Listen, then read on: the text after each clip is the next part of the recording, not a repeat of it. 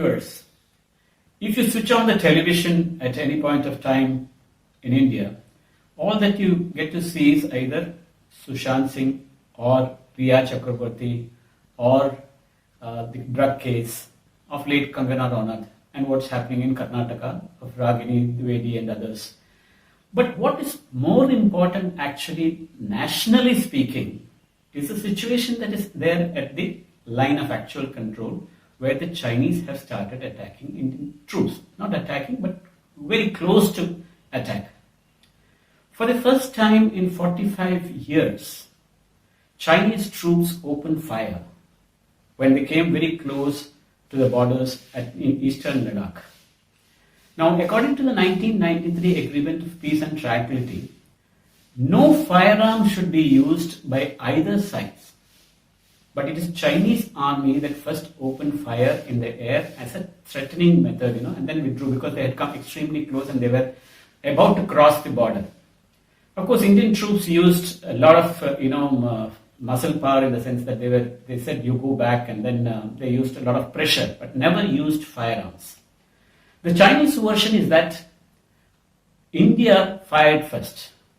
But Indian Defense Ministry has clearly said India has not opened fire. It was only in retaliation when these people opened fire in the air that India was forced to open fire, which is quite true because the Indian army is extremely disciplined. Anywhere that they are deployed, they are very, very disciplined force because that is their training. But if you look at the People's Liberation Army of China, they are actually a rogue element in the sense that they have absolutely no discipline of any sort. So in all probability, it is the PLA that has opened fire. When I say Chinese people, I mean the Chinese regime in Beijing, the present Chinese government under Xi Jinping. Now, why is Chinese, what about the timing? Why is China interested now? It's because the weather is fine in that region. After about October, from October onwards, it will become very harsh. There will be snow, and it will be very, very difficult to either move tanks or other things. So this is the ideal time for China to move into these regions. So they want things to happen before the winter sets in. Second thing is that the Chinese regime knows very well that India is economically very weak. In fact, India's GDP is minus 23. In fact, China is plus 4. So the Chinese government are aware that India just cannot afford a war, especially in this situation when there is COVID raging all across, and India has become number 2 in the world so far as the cases are concerned. So India's focus actually is now on COVID. So they wouldn't like to have a war on the borders. So that is another timing. So thirdly, China is quite aware that the US may not intervene in this particular problem wholeheartedly because the US is going through an electoral process. It's going through an election, the presidential election in November. So they wouldn't like to, get involved in a mess between India and China. So probably they will contain the US there. Then another thing is that Chinese government, they have made economic slaves around Indian territory by giving these countries huge money and pushing them into debt traps. Nepal, then you have Burma or Myanmar, then you have Sri Lanka, then you have Maldives, you have Pakistan, you have Afghanistan to some extent. So all these people are now economic slaves and they wouldn't support India, even Bangladesh to some extent. They wouldn't support India in any measure. So that is why the Chinese have now taken advantage of isolating India, so that they can they can get into the LAC or push the LAC to the place that they want. Now, China is interested in these ridges because India is occupying these ridges on top, and the Indian army knew very well that the Chinese would like to occupy these ridges because it will give them a very strategic position and an advantage. They can overlook what's happening in India, or rather the Indian side. Now, India is not allowing that to do because on the Chinese side, there is what is called the Spangboard Pass. It is through this pass that the Chinese tanks and other things go on and to their areas and border posts that these tanks would move on. China is extremely upset that India has started occupying this Kailash mountain range, which actually comes under Indian territory. But India had not occupied these areas before because there was no threat. But coming to know what is happening in this particular region of Trishul and other areas, now India has started occupying almost all the ridges, and they know the positions where the Chinese would be interested, and that's exactly what is happening. Now China wants to push the western line of control on the Indian side as deep as possible and occupy strategic positions. See, one thing that you should remember is that Chinese people or China government is the biggest land agent or a real estate developer. And like all real estate developers, China would like to occupy somebody else's land or somebody else's property, be it on land, be it on sea, for example, in South China Sea, be it in Hong Kong, be it in another region, even space, outer space, they would like to occupy a predominant role. And there would be a day when China would even colonize Moon and the Mars. That is what the Chinese thinking is about. They're extremely big land grabbers. But one thing that the Chinese will have to really face is the great resilience in the Indian population. Whenever there is a war, whenever there was a war earlier also against Pakistan or China, the Indian population came together. Political parties buried their differences and backed the central government. So that's one thing that probably China will have to really reconcile with. Second is, in recent past or in the history as of now, the Chinese foreign policy has been a disaster. It has isolated almost everyone. It has isolated the US, it has isolated Europe, it has isolated Australia, Japan. If you look at all the powers, China is actually extremely isolated except for the economic slaves that they have got under them. This is a factor that is to be considered. This is the policy of Xi Jinping, and some people have compared him with Hitler. Hitler was in uniform. Xi Jinping is in Western attire of coat, suit, and a tie. That's the only difference. But then he has assumed powers that probably Hitler had before the World War. He has gagged the media. He has brought in his own people in the army.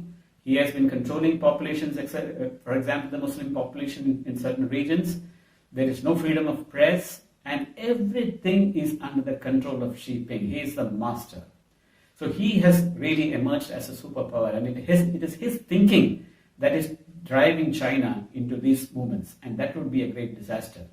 This policy, probably China will never be able to counter because he has emerged extremely strong. Even his own people in the army had once called him a joker, had once called him an autocrat, but he silenced all of them and people have just vanished. And it is his policy to occupy land, whether it be in Hong Kong or whether it be in another region or any other region also around China.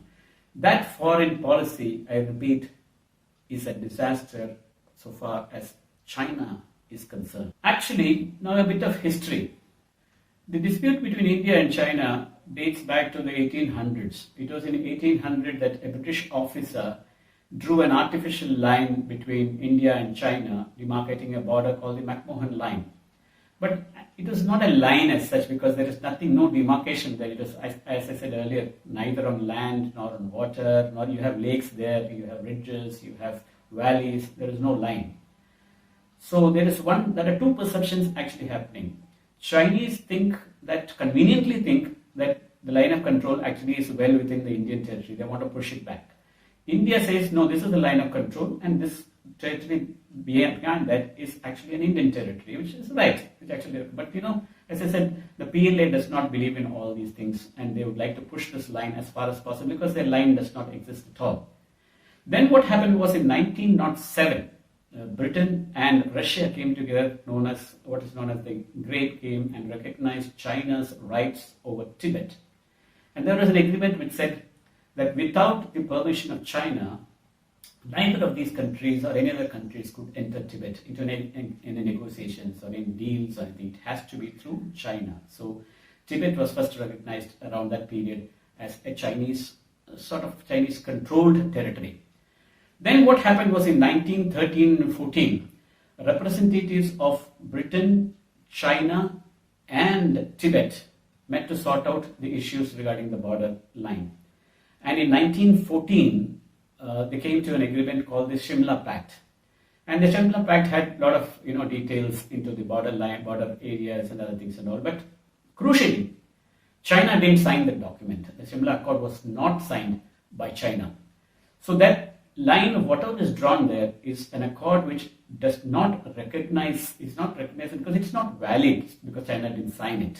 Now, China came back in 1954 and said, yeah, let us go by the Simla Accord. But by the time there was an Indian government and Pandit Jawaharlal Nehru was the Prime Minister, said, no, we cannot go by that because you had not signed the document in 1914. So the agreement is not valid. So we cannot recognize that. But whatever was the McMahon line at that time, we will recognize that as the border between India and China. And by refusing to sign this, the Chinese were a bit upset.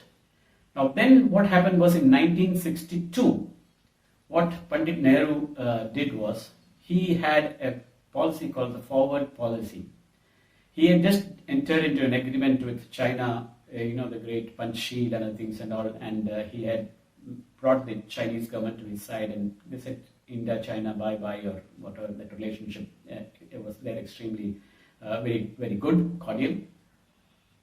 And at the same time, China was facing a lot of problems in 1962 externally due to the straits in the Tibetan Strait, the Taiwan Strait, and I think they were facing a lot of problems there. So Nehru knew that China would not look into this border issues and things, so he came with this policy of forward, this forward policy, which in a way was not actually correct. What he did was he pushed the forward post a little deep, and some experts say actually Nehru went a bit too far in the sense that he set up a post which was in Chinese territory. That upset China, and without any notice, China attacked India, which Nehru didn't expect. And that started the Sino-Indian War, and within 30 days, China unilaterally declared a ceasefire and pushed the line of control further inward towards India and reoccupied the post which the Indian army had occupied in the great forward policy of Nehru.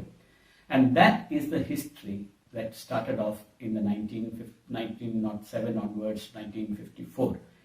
That is still continuing, and nobody is really sure where the border lies, and that is the dispute which will continue. But actually, it is not the line of control that is a dispute, but the ambition of China to control the western region. Unless that ambition is quelled, India cannot rest in peace, in the sense that India always has to be at vigil in the borders. The only ray of hope now is the talks that are going to happen in Russia, where there will be a trilateral talk between Russian foreign minister, Indian foreign minister, and the Chinese foreign minister. But between the armies, they have been talking extremely tough, and the situation is very, very, very tense. And that is why Prime Minister had to call for a meeting of the Cabinet Security.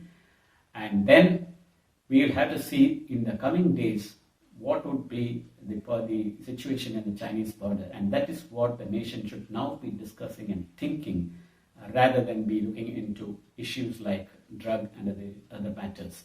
This is a very, very volatile situation. This needs complete attention of the nation. Thank you.